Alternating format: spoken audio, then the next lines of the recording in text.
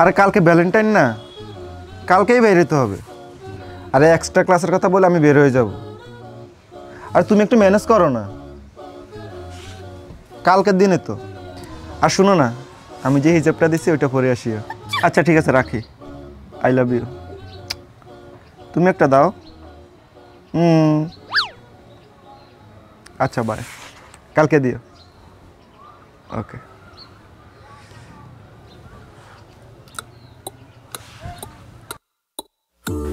মা আমি যাই।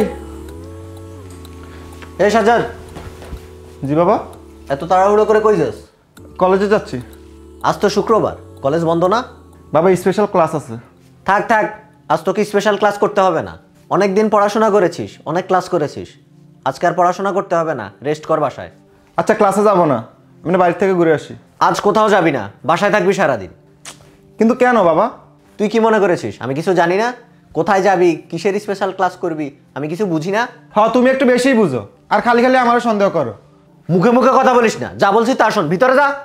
ভালো লাগে না এই ঘরে আর। দূর। আমার ঘরে এসব চলবে না, আজকে সারাদিন তুই ঘর থেকে বের হবি না।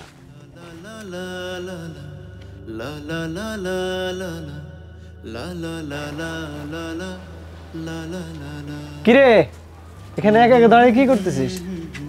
আরে মামা আর বলিস না, কিছু ভালো লাগে না। কেন, কি হয়েছে? আরে কোচিংয়ের নাম করে জিএফ এর সাথে দেখা করতে যাইতেছিলাম, তখনই বাবা মাথাটা খারাপ করে দিচ্ছে। কি, তোর জিএফ আছে?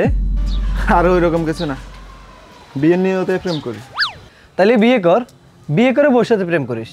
আর বিয়ের কথা যদি এখন বলি, আমার আম্মুর মারে একটাও মাটিতে পড়বো না, সব আমার পিঠে পড়বো। কিন্তু তুই যখন পাপ করতেছিস, বিয়ের আগে তো এসব প্রেম হারাম। তুই তোর জিএফকে ছেড়ে দে এবং আল্লাহকে ভয় কর। কিভাবে ছাড়বো বল? ও তো আমার হৃদয়ে জায়গা করে নিয়েছে। কিন্তু তুই যদি তোর হৃদয়টা অন্য কাউকে দিয়ে দিস, তাহলে তোর হৃদয়টা যিনি বানিয়েছেন উনাকে কোথায় রাখবি? মানে কি, কি বলতে চাস তুই? আচ্ছা একবার ভেবে দেখতো, যে আল্লাহ আমাদেরকে এত সুন্দর একটা হৃদয় দিয়েছেন, অথচ আমরা সেই হৃদয়ে আল্লাহর জন্য জায়গা না করে দুনিয়ার কিছু মানুষের জন্য জায়গা করি। আরে একবার তো হৃদয় দিয়ে আল্লাহকে অনুভব করে দেখ, একবার তো হৃদয় দিয়ে আল্লাহকে ডেকে দেখ, একবার তো হৃদয় দিয়ে আল্লাহকে ভালোবেসে দেখ, তারপরে তুই বুঝবি ভালোবাসার স্বাদ কেমন, প্রেমের মজা কেমন।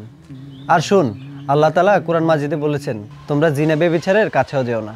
আর রাসূলুল্লাহ সাল্লাল্লাহু আলাইহি সাল্লাম বলেছেন, দুই চোখের জিনা হচ্ছে দেখা, আর দুই কানের জিনা হচ্ছে শোনা, জিহ্বার জিনা হচ্ছে বলা, হাতের জিনা হচ্ছে ধরা, আর পায়ের জিনা হচ্ছে হাঁটা। অন্তর কামনা বাসনা করে, আর লজ্জাস্থান সেটাকে বাস্তবায়ন করে বা করে না। তাহলে একবার ভেবে দেখতো, তুই কিভাবে হারাম রিলেশন করে যাচ্ছিস, কিভাবে দিনের পর দিন আল্লাহর নাফরমানি করে যাচ্ছিস।